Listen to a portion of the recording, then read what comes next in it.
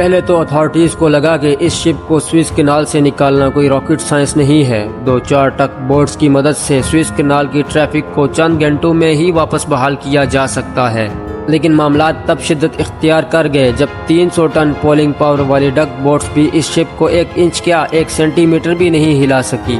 دنیا کے سب سے امپورٹڈ شپنگ روٹ پر ٹریفک جیم ہو رہا تھا، جس کی وجہ سے ہر گزرنے والا گھنٹہ کروڑوں ڈالر کا نقصان دے رہا تھا۔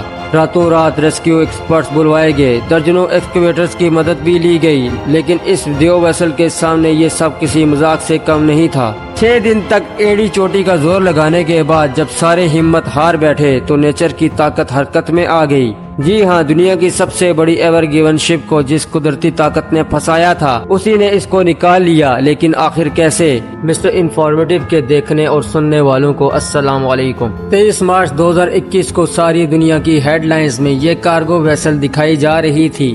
20,000 کنٹینر سے بری ایور گیون کارگو شپ سوئس کینال میں ایسی پھنسی کہ اس نے دونوں طرفہ ٹریفک کو جام کر دیا۔ کارگو شپس کے کسی بھی وجہ سے گراؤنڈ ہو جانے میں ویسے تو کوئی نئی بات نہیں ہے، لیکن اسپیسیفکلی سوئس کینال میں پھنس جانا اس خبر کو تمام نیوز چینلز کی ہیڈ لائن میں لے آیا۔ جیسا کہ آپ کو معلوم ہے کہ سوئس کینال انسان کا بنایا ہوا 193 کلومیٹر لمبا اور 200 میٹر چوڑا کینال ہے، جو شپنگ انڈسٹری کے لیے کسی انمول تحفے سے کم نہیں ہے۔ ایسٹرن کنٹری سے کارگو شپ جو پہلے افریقن کنٹیننٹ سے گھوم کر یورپ جاتی تھی، وہ اب سوئس کینال کو استعمال کر کے نہ صرف اپنا وقت بچاتی ہے بلکہ ان کو فیول میں بھی خاصی بچت ہوتی ہے۔ اسی طرح ایسٹرن US سے اور کینیڈا سے ایشیا جانے والی ویسلز بھی اسی سوئس کینال کا فائدہ اٹھاتی ہیں۔ گھوم پھر کر بات صرف یہ ہے کہ پوری دنیا کا ساز و سامان اسی سوئس کینال کے تھرو ادھر سے ادھر ہوتا ہے، اور یہی اس کی امپورٹنس کی سب سے بڑی وجہ ہے۔ ایور گیون شپ کا یہاں پھنس جانا کئی سوالات کھڑے کر رہا تھا، جس کو ہر نیوز چینل پہ ڈسکس کیا جانے لگا۔ سب کو یہی جاننا تھا کہ اتنی بڑی شپ آخر یہاں پھنسی تو پھنسی کیسے، اور اگر اس کو چند گھنٹوں میں نہیں نکالا گیا تو پوری دنیا کی سپلائی چین نیٹ ورک پہ کیا کیا اثرات پڑ سکتے ہیں۔ ایور گیون کی لمبائی 400 میٹرز ہے، جس میں 20,000 فلی لوڈڈ کنٹینرز موجود ہیں۔ 1 ارب US ڈالر سے بھی زیادہ کے گڈز لے کر جانے والی اس شپ کے اگر کنٹینر ویٹ کی بات کی جائے تو صرف ان کا وزن ہی لگ بھگ 3,50,000 ٹنز بنتا ہے۔ یہ اتنا ہی ہے جتنا بوئنگ 747 جیسے 2000 ایئر کرافٹ کا وزن اکٹھا کر لیا جائے۔ یاد رہے کہ اس میں شپ کا اپنا لوڈ شامل نہیں ہے۔ سوئس کینال جو زیادہ ڈیپ بھی نہیں ہے، اس میں سے گزرتے وقت شپس اپنے آپ کو سینٹر میں رکھتی ہے، جہاں پانی سائڈز کے مقابلے میں تھوڑا زیادہ گہرا ہے۔ ایور گیون جس نے اپنا سفر شنجن سے سٹارٹ کیا تھا، اس کو چند ہفتوں کے بعد نیدرلینڈ کے شہر روٹرڈیم پہنچنا تھا۔ نارملی سوئس کینال صبح سویرے کراس کیا جاتا ہے جب ونڈ کنڈیشنز نارمل ہوتی ہیں، لیکن اس دن معاملہ دوسرے دنوں کے مقابلے میں کافی الگ تھا۔ اس دن سوئس کینال میں تیز ہواؤں اور ریت کے طوفان کا خدشہ تھا، جس کی وجہ سے کئی شپس نے کینال کو استعمال کرنے سے گریز کیا، لیکن ایور گیون کے کیپٹن کو لگا کہ وہ ان ہواؤں کا سامنا کر لے گا۔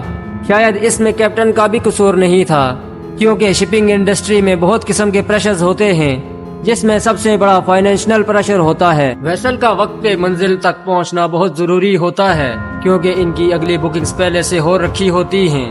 اگر کسی وجہ سے بھی شپ ڈیلے ہوئی ہو تو اگلی بکنگز کینسل ہونا شروع ہو جاتی ہیں۔ یہ سوئس کینال کا سیٹلائٹ ویو ہے، جس میں یہ بالکل سیدھا سادہ نظر آ رہا ہے، لیکن اصل میں یہاں سے گزرنا اتنا سیدھا نہیں ہوتا۔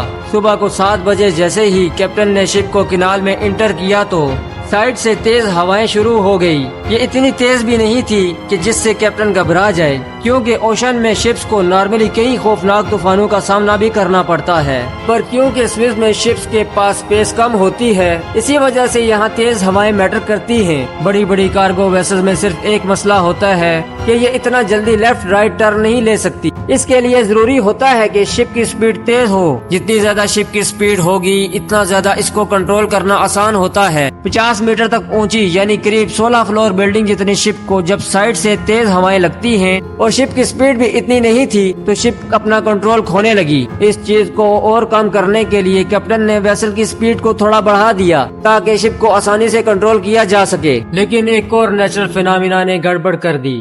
جب سپیڈ بڑھتی ہے تو نیچرلی شپ کے سائڈ پہ پانی کا پریشر کم ہو جاتا ہے۔ اس پریشر ڈراپ کی وجہ سے دونوں سائڈوں پر پریشر ایک جیسا رکھنے کے لیے شپ لو پریشر والی سائڈ پہ کھسک جاتی ہے، موو کر جاتی ہے، اور ایور گیون کے کیس میں بھی ایگزیکٹلی ایسا ہی ہوا۔ ایک پوائنٹ پر آ کر کیپٹن نے نوٹس کیا کہ شپ رائٹ سائڈ پہ سک ہوتی جا رہی ہے۔ ابھی وہ کچھ اور کرتا کہ شپ کا فرنٹ رائٹ بینک میں بری طرح مٹی اور ریت کے اندر دھنس گیا، جبکہ اس کی ٹیل لیفٹ بینک میں جا پھنسی۔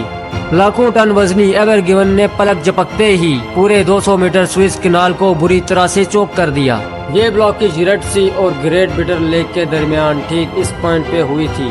سوئس کینال سے ایک دن میں 70 کے قریب شپس گزرتی ہیں، لیکن یہ کووڈ-19 پینڈیمک کا دور تھا اور تب چائنا سے پوری دنیا میں دھڑا دھڑ سپلائز جا رہی تھی۔ اسی وجہ سے سوئس سے گزرنے والا ٹریفک بھی معمول سے تھوڑا زیادہ ہی تھا۔ پہلے دن ہی 100 سے زیادہ شپس ریڈ سی اور گریٹ بٹر لیک میں لائن بنا کر کھڑی ہو گئی۔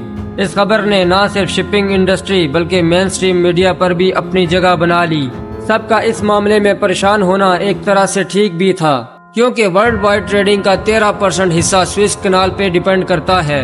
ایک اسٹیمیٹ لگایا جائے تو ہر مہینے $308 بلین کی ٹریڈ صرف سوئس کینال کے ذریعے ہوتی ہے۔ یہ کوئی چھوٹا موٹا اماؤنٹ نہیں ہے جس کو نظر انداز کیا جاتا۔ دوسری طرف بلاکیج سائڈ پر ایور گیون کو نکالنے کی کوشش چل رہی تھی۔ شپ کا فرنٹ بری طرح سے مٹی میں دھنس چکا تھا۔ ایکسکیویٹرز منگوائے گئے جنہوں نے شپ کے سائڈوں سے مٹی ہٹانا شروع کر دی۔ اس دیو کے سامنے چھوٹے چھوٹے ایکسکیویٹر کسی مذاق سے کم نہیں لگ رہے تھے۔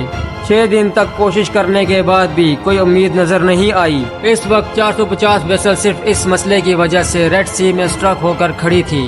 جب کینال اتھارٹیز اور شپ اونر پہ انٹرنیشنل پریشر بہت زیادہ بڑھ گیا تو انہوں نے شپ کو ان لوڈ کرنے کا فیصلہ کیا، کیونکہ اس کے علاوہ ان کے پاس کوئی آپشن نہیں بچا تھا۔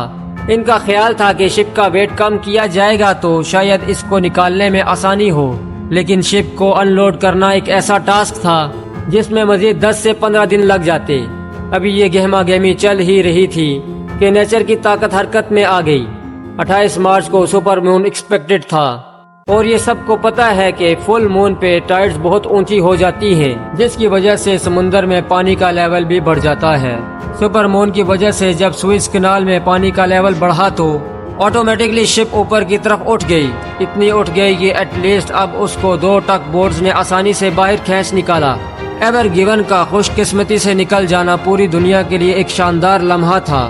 ٹگ بورڈز اور ٹریجرز نے اس کو سیلیبریٹ کرنے کے لیے فوگ ہارنز بجانا شروع کر دیا۔ 6 دن تک سوئس کینال بند رہنے کی وجہ سے اسٹیک ہولڈرز کو $57 بلین کا نقصان اٹھانا پڑا۔ بلاکیج کھلنے کے بعد بھی دوسری پھنسی ہوئی شپس کو نکلنے میں اگلا پورا ہفتہ لگ گیا۔ اس واقعے سے یہ بات تو پوری دنیا کو کلیئر ہو گئی کہ شپنگ کینالز کا نہ چاہتے ہوئے بھی پوری دنیا پر بہت اثر پڑتا ہے۔